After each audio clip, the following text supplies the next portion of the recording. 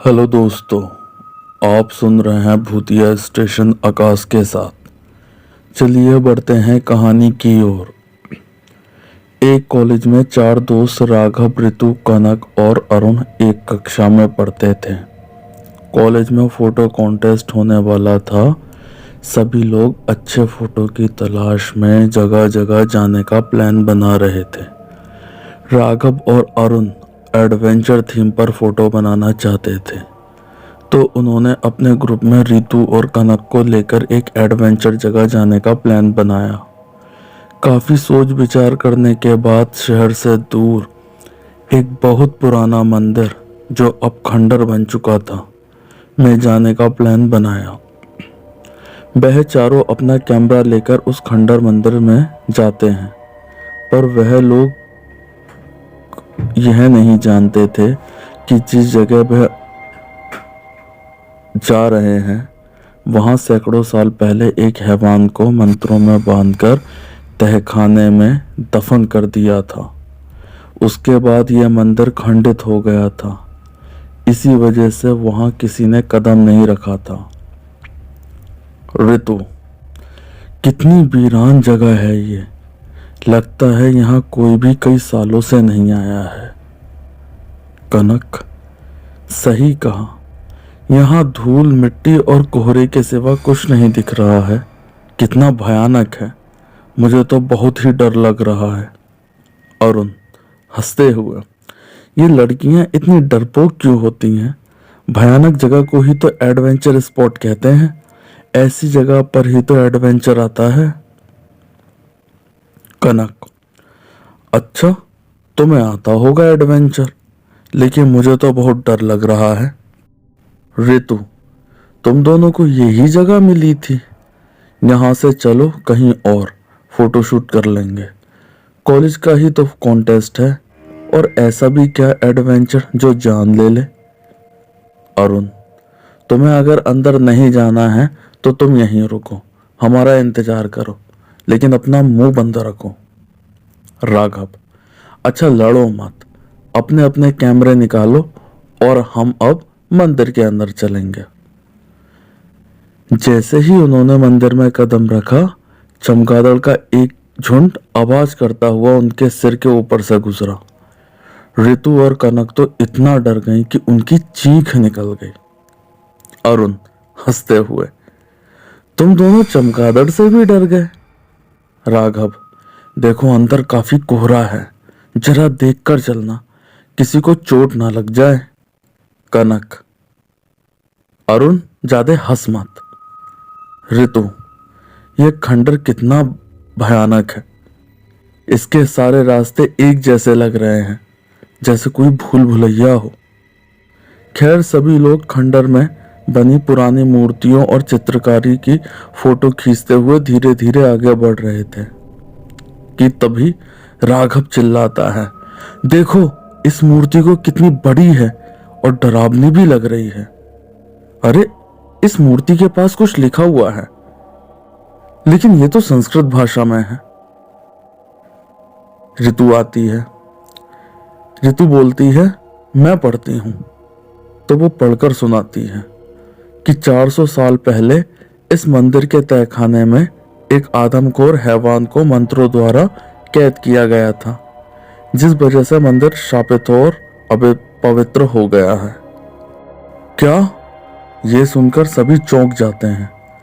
कनक, मुझे तो पहले से ही लग रहा था, यह जगह भूतिया है। अब पता भी चल गया। देर मत करो, सब लोग वापस चलो।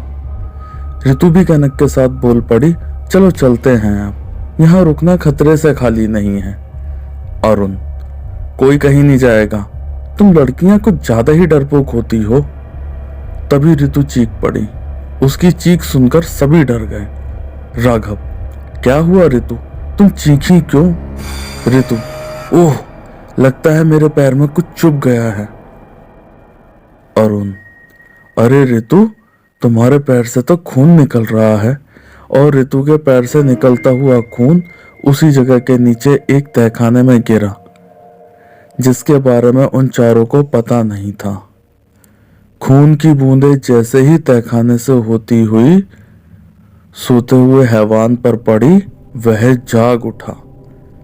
जैसे ही वो जागा, एक अजीब सी हलचल पूरे खंडर में हुई, जैसे कोई तूफान आया हो। फिर कुछ देर बाद सब शांत हुआ कि तभी कनक, अरे ये चारों तरफ इतना कोहरा कैसे बढ़ गया? कुछ दिखाई भी नहीं दे रहा है।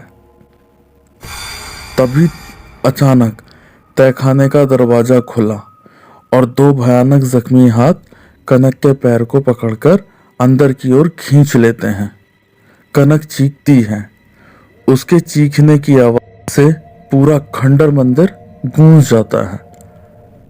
अरुण, कनक तुम कहाँ हो? क्या हुआ है? राघव, कनक की आवाज यहीं से आ रही है। कनक को ढूंढो और यहाँ कोई ना कोई गड़बड़ जरूर है। अरुण, हमें वापस चले जाना चाहिए। जल्दी कनक को ढूंढते हैं। रितु, मेरे पैर में दर्द हो रहा है। अरुण, तुम यहीं रुको, हम कनक को ढूंढते हैं। रितु, कहीं उस मूर्ति के पास जो बात लिखी हुई थी वह सच तो नहीं है? शायद हमने यहाँ आकर गलती की हो। और देखो, कनक भी नहीं मिल रही है। अरुण, कैसी बात करती हो रितु? आज के जमाने में भी भूत प्रेतों की बातें कर रही हो? यह सब अंधविश्वास की बातें हैं। कनक यहीं कहीं होगी। रितु को एक जगह बैठाकर अरुण और राघव कनक को ढूंढने जाते हैं कि तभी रितु बहुत तेज चिल्लाती है। इस बार हैवान ने रितु को शिकार बनाया। रितु की चीख सुनकर अरुण और राघव रितु की तरफ दौड़ते हैं। राघव, रितु, रितु, क्या हुआ है तुम्हें? कहाँ हो तुम? हैवान रितु के बालों को पकड़कर उसे घसीटते हुए तहखाने की तरफ ले गया। राघव चीखने की आवाज की दिशा में भागा कि खंडर के विशाल स्तंभ के पीछे उसे एक भयानक आकृति दिखाई दी। राघव डरते हुए, रितु तुम हो वहां पर? बोलो, जवाब दो। आवाज नहीं आई। राघव जैसे ही उसके पास पहुंचा, उसके सामने हैवान खड़ा था। उसका भयानक चेहरा देख उसकी रूह कांप गई। इससे पहले राघव संभल पाता, हैवान ने उसके गले को दबोच लिया। उधर अरुण राघव को आवाज दे रहा था। राघव की दबी दबी आवाज आ रही थी कि जब शैतान ने राघव को खाना शुरू किया, राघव की एक बहुत तेज चीख निकल गई। उसकी चीख सुन अरुण सहम गया। अरुण, राघव, क्या हुआ? तुम सब कहाँ हो? आखिरकार हो क्या रहा है? और बाहर जाने का रास्ता भी नहीं दिख रहा है। हर तरफ एक ही जैसा दिख रहा है। सारे दरवाजे एक जैसे ही नजर आ रहे हैं। एक एक करके सभी शैतान द्वारा मारे गए। बस अरुण बचा था, जो भागते भागते थक चुका था, पर उसे रास्ते नहीं मिल रहे थे कि तभी हैवान अरुण के सामने आ गया और अरुण ये देखकर बहुत डर गया। उस शैतान की आंखें लाल खून की तरह और उसके मुंह से खून टपक रहा था। अरुण ने हिम्मत करके शैतान से कहा, तूने मेरे सारे दोस्तों के साथ क्या किया है दरिंदे? हैवान धीरे धीरे अरुण की तरफ बढ़ने लगा। अपनी तरफ बढ़ते देख अरुण अपने पास पड़े पत्थरों को उठाकर हैवान पर फेंकने लगा, पर हैवान पर कोई असर नहीं पड़ रहा था। जब अरुण ने यह देखा कि हैवान पर कोई असर नहीं पड़ रहा, तब वह डरकर इधर उधर भागने लगा। उसे एक दरवाजा दिखाई दिया जो खुला था। वह उसी ओर भागा। उसे यह नहीं पता कि यह दरवाजा तहखाने का है। जैसे ही वो तहखाने में पहुंचा, वहां रितु, कनक और राघव की लाशें पड़ी थीं, जिनमें से अभी भी खून निकल रहा था। अरुण, हे भगवान, ये सब मेरी वजह से हुआ है। ये सब बोल रहे थे, लेकिन मेरी वजह से ही तीनों को हैवान ने मार दिया। कि तभी उसे तहखाने में हैवान आता दिखा। वह पत्थर के पीछे छुप गया। जैसे ही हैवान तहखाने में आ गया, तहखान का दरवाजा खुद ब खुद बंद हो गया। अरुण, ए भगवान, ये दरिंदा यहां भी आ गया, अब मैं क्या करूं? लेकिन अरुण ने हिम्मत से काम लिया। वहां एक लोहे की रॉड पड़ी थी। अरुण ने उसे उठाया और पीछे से हैवान के सर पर मारा और बोला, तूने मेरे दोस्तों को मारा है, मैं तुझे जिंदा नहीं छोड़ूंगा। लेकिन हैवान पर कुछ असर नहीं हुआ। उसने अरुण को हवा में उठाकर दरवाजे पर पटक दिया, जिससे अरुण के सर में से खून निकलने लगा। अरुण अब संभल पाता कि शैतान ने अरुण को फिर उठाया और जैसे ही अरुण को फिर पटकने वाला था, अरुण के हाथ में लोहे की रॉड थी। उसने हैवान की आंख पर दे मारी। हैवान की आंख से खून निकलने लगा। दर्द से बेहाल हैवान की खौफनाक चीख से पूरे पुराने पड़े खंडर मंदिर का हर कोना कांप उठा। अरुण तेजी से इधर उधर भागने लगा, मगर वह तहखाने से बाहर नहीं निकल पाया। बार बार लौटकर वहीं पहुंच जाता।